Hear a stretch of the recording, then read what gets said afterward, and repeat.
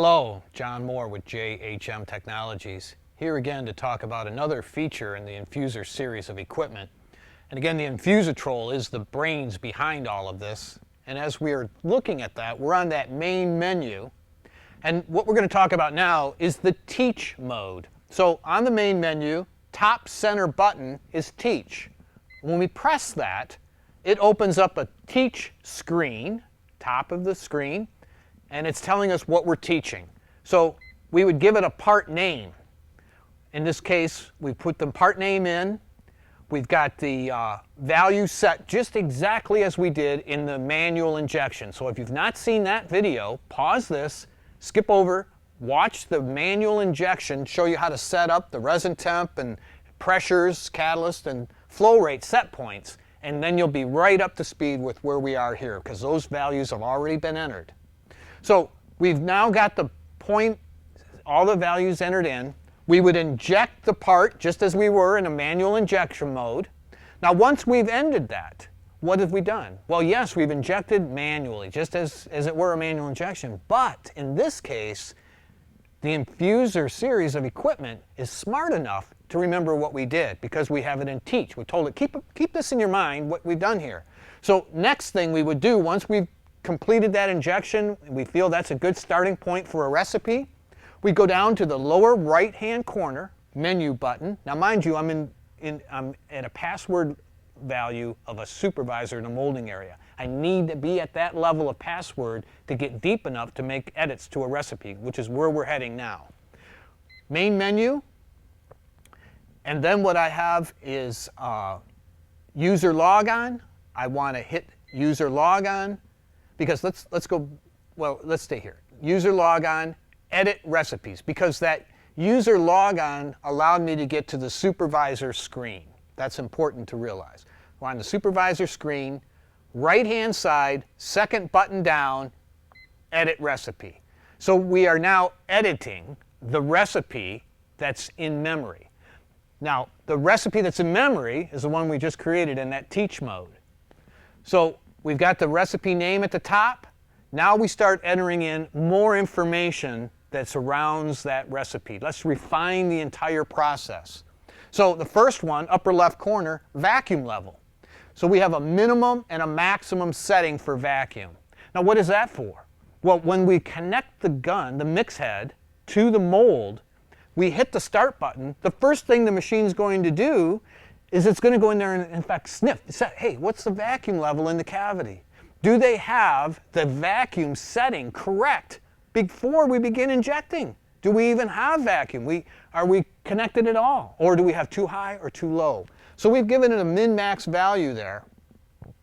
Now auto flush, the only time we would energize or acknowledge to turn that on is if the mold had a valve, an AVIS valve, connected to the injection port and the mix head was connected to that valve.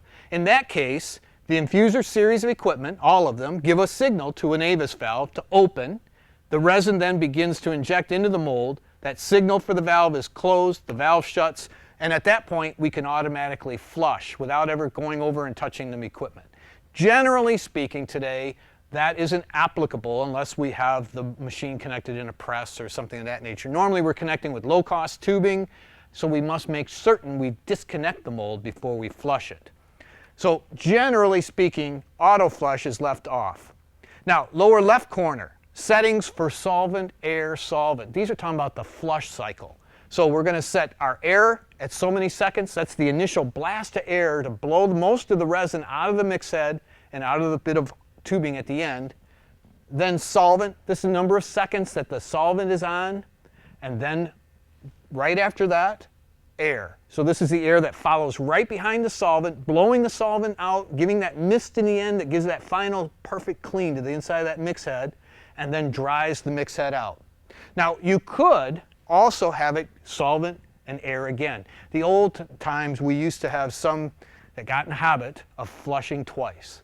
If you want to program the system to do that, you can have air, solvent, and then final drying air. Generally the two are not needed. Only air, solvent, air is typically all we need. Now, when we had injected the part that we had been teaching, we put in a total of 70 strokes. Each stroke is equivalent to 100 cc's. Now, we gave it, in this case, just as an example, we gave 3.5 bars of maximum injection pressure, and we were flowing at 1.5 liters a minute. Now, you notice there are 3 other rows and columns of boxes next or below our value that's put in. Well, let's just say that we filled that mold in 70 counts total. But maybe we would prefer to change that. Let's just say in this example, we'll set that top number to 60. The box right below it we'll put to 10. And let's, just as an example, lower our bar. Remember the pressure allowance value. We're going to lower that to a value, lower, and we're going to flow the last 10 in slower. Now, what did we just do? The sum of 60 and 10 is still the 70 counts, as an example only in this illustration. But what we've done is we've broken it up into steps. Now, we could break that up, if it were a very large mold, into 4 steps. But in this case, it's only 2. So what we then tell the equipment, change to 2 steps. So what would happen? Remember again, we had strokes, bar, liters a minute, and those values can be broken down into up to 4 steps by going across and breaking the values up. In this case, we said 60 and 10. The total of the 2 is 70 that we originally had taught that we needed to put in the mold to fill it. But we must tell the machine there are 2 steps, because if we left that at 1, then all that we would put in is 60 and stop. And the machine would consider itself full, or the mold being full of resin. We had to say there are 2 steps. So however many steps you break up the sequence to get the total volume you need, you must tell it how many steps there are. Now, another value. In this case, we said 60 and then 10. What we may have said in addition to that is, let's put in 60, and then after that, let's stop for a few moments. In fact, let's pause for just the value to plug in as an example, 10 seconds after step 1. So this machine, as this value is now being refined, this recipe, what we're going to do is we're going to pump in 60 counts, we're going to stop, we're going to hold there and not move the pump for 10 seconds, and then we're going to put in the last 10 counts. So there's another feature. Often we do that, don't we? We fill a mold, we're trying to decide, is it quite to the vent, is it witnessed quite yet? And then we may pause. Well, in this case, you can actually program it to do what we have anecdotally or customarily learned to do on our own. The machine's smart enough to do it for us. Now, next box over is catalyst. So let's say that we want to begin a catalyst value of X and end at another value. So most often, we're increasing catalyst. So in that case, let's just put a value in of whatever our minimum catalyst level. Now, what are we talking about? Well, let's just say for a number, just an illustration, it took 10 minutes to fill a mold because of its size and volume of such. So we obviously got to have at least a 10-minute gel time for the resin to get to the vent, or it'll pre-gel and we'd have a scrap part. So our initial catalyst percentage must give us at least a 10-minute gel time. But the last resin going in the mold doesn't need to be at a 10-minute gel time, because now that's going to slow the whole process down.